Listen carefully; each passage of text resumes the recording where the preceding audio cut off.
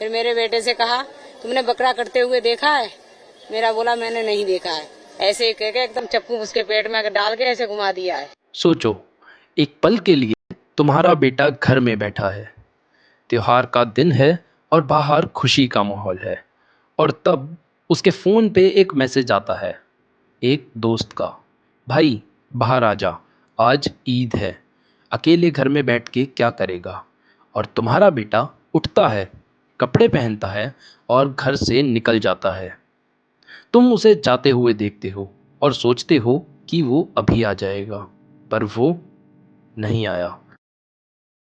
और जब आया तो वो एक ऐसे रूप में आया जिसको उसकी माँ कभी नहीं देख पाई। ये कहानी है एक माँ की जो अपने बेटे की लाश के सामने बैठी है और उसने एक ऐसी शपथ ली जो पूरा यूपी सुन रहा है। ये कहानी है यूपी पुलिस की, जिसने मात्र 72 घंटे में वो कर दिखाया जो शायद किसी ने सोचा भी नहीं था।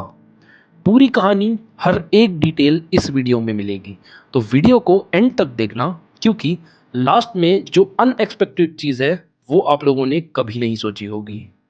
और अगर ऐसी ही हर बड़ी खबर सीधी और बिना फिल्टर के सबसे पहले चाहिए तो इस चैनल को सब्सक्राइब कर लो। और हाँ, इस वीडियो का मोटिव सिर्फ अवेयरनेस है, तो इस वीडियो पे आप लोगों को एड्स नहीं मिलेंगी क्योंकि इसका मोनेटाइजेशन बंद रहेगा। गाजियाबाद की खोड़ा कॉलोनी एक बिल्कुल नॉर्मल सी जगह, जहाँ लोगों के घर एक दूसरे से चिपके हुए हैं, जहाँ बच्चे साथ में खेलते हैं, जहाँ होली का रंग भी उड़ता है और ईद पे सेवइयाँ भी बनती है, जहाँ लोग एक दूसरे को जानते हैं नाम से, चेहरे से और ज़िंदगी से। इस कॉलोनी के नवनीत विहार में रहता था सूर्य प्रताप चौहान। 17 साल का लड़का, क्लास 11th का स्टूडेंट। एक बड़ा भाई था यश और एक माँ थी सरोज और एक बहन। कोई बड़ा एम्बिशन नहीं पता, कोई बड़ा झगड़ा नहीं था, कोई दुश्मनी नहीं थी, बस एक आम जिंदगी थी जो अभी शुरू हो रही थी। 17 साल में पूरी दुनिया आगे होती है, पढ़ाई करनी होती है, दोस्त होते हैं, सपने होते हैं और सब कुछ बाकी था। लेकिन 28 मई 2026 बकरा ईद का दिन था। कॉलोनी में त्योहार का माहौल था, घर घर में खुशियां थी। और तब सूर्य के पास एक फोन आता है उसके एक दोस्त का, असद, कॉलोनी का एक लड़का, सूर्य की जान पहचान का दोस्त की तरह था। उसने फोन करके कहा, भाई आजा, ईद है, अकेले क्या करेगा। सूर्य नहीं जाना चाहता था एंड ये चीज़ उसकी बहन ने मीडिया को बताई। बहन ने बोला उसने मना किया था पहले, पर उन्होंने बार बार फ़ोन करके इंसिस्ट किया, आओ सेलिब्रेट करेंगे, अकेले मत बैठो। और फिर वो चला गया विक्की और आयुष के साथ। हम सोचते थे कि अभी आ जाएगा, लेकिन गली नंबर 2, एक बनाना वेयर हाउस के पास, एक छोटी सी जगह जहाँ कोई नहीं आता जाता, वहाँ असद अकेला नहीं था। वहाँ नवाब था, वहाँ फरहान था, आतिफ था और शारिक था, और भी काफ़ी लोग। पूरे 7 लोग थे और सातों के हाथ में थी छुरी। एंड वहाँ क्या हुआ जिसने पूरे यूपी को हिला डाला, एग्जैक्टली क्या ट्रिगर हुआ कोई नहीं जानता। ये अभी भी पूरी तरह क्लियर नहीं था, पर जो हुआ वो क्लियर था। एक नहीं, 7 हाथ एक साथ उठ गए सूर्य पर, 7 छुरियाँ और एक 17 साल के लड़के पर जो सिर्फ अपने दोस्त के बुलाने पे आया था। सूर्या के पेट में छुरी घोंप दी गई। पर यहाँ वो चीज़ है जो पूरी कहानी का सबसे दर्दनाक हिस्सा है। सूर्या रुका नहीं, खून बह रहा था, दर्द इतना था शायद हम लोग फील भी नहीं कर सकते। पेट में जख्म था, पर सूर्या ने अपनी पूरी ताकत लगा दी और वो भागा 200 मीटर, पूरे 200 मीटर भागा। एक जख्मी, खून से लथपथ 17 साल का लड़का अपनी ज़िंदगी को बचाने के लिए भागा, और वो लोग उसे दोस्त कहते थे।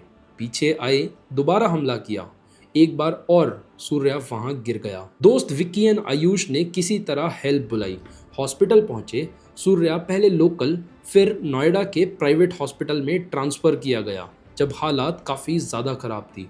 डॉक्टर पूरी रात लड़ रहे थे और माँ सरोज बाहर बैठी थी, आंखें भरी थी, दुआओं में हाथ उठाया।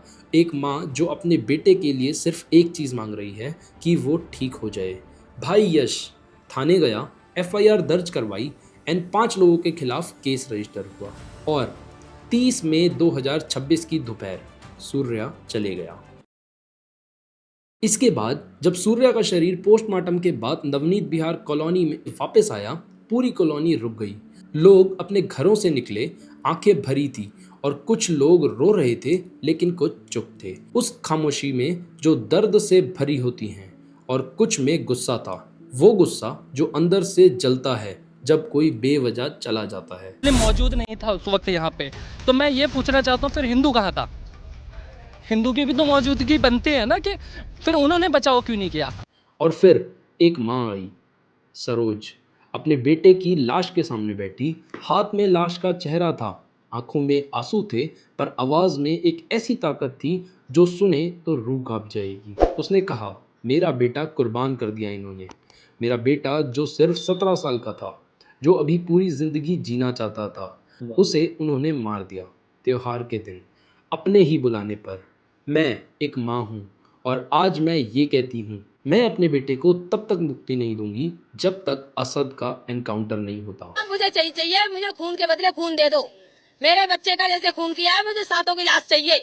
खून के बदले खून चाहिए मुझे, तब मैं मिट्टी हटने दूंगी। ये मेरा प्रशासन है। सोचो, एक पल, ये कोई फिल्म का सीन नहीं है, ये एक असली माँ है अपने असली बेटे की लाश के सामने, जिसने अपनी जिंदगी का सबसे बड़ा दर्द जीते हुए हैं, सिर्फ इसलिए क्योंकि उसे न्याय चाहिए और उसे पूरा यकीन है कि कोर्ट और सिस्टम वो न्याय शायद उसे मिलेगा।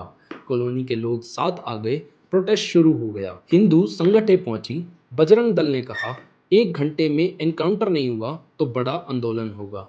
यूपी के डिप्टी सीएम केशव प्रसाद मौर्य ने पब्लिक स्टेटमेंट दी, हत्यारा कोई भी हो, इस सरकार में बख्शा नहीं जाएगा। जानकारी मिली है वो दुखद घटना हो गई। एक घर का एक जो चिराग था, 17 साल की उम्र में किसी की इस प्रकार से निर्ममता से हत्या करना, यह निश्चित तौर से जो मन में जहर भरा हुआ है वही उन्होंने हत्या के रूप में निकाला है और उसके लिए जो दोषी होंगे कार्रवाई होगी।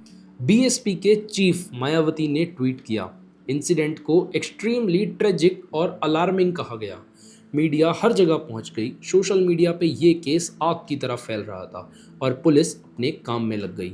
पुलिस ने देर नहीं की। 30 मई तक 3 एक्यूज्ड पकड़े जा चुके थे, फरहान, आसिफ, नवाब। ये तीनों अरेस्ट हो गए और एक बात जो सबको हैरान कर गई, असद का अपना बाप फरहान भी उन्हीं अरेस्ट लोगों में था, पर मुख्य आरोपी असद अभी भी कहीं नहीं था, फरार था, हवाओं में था।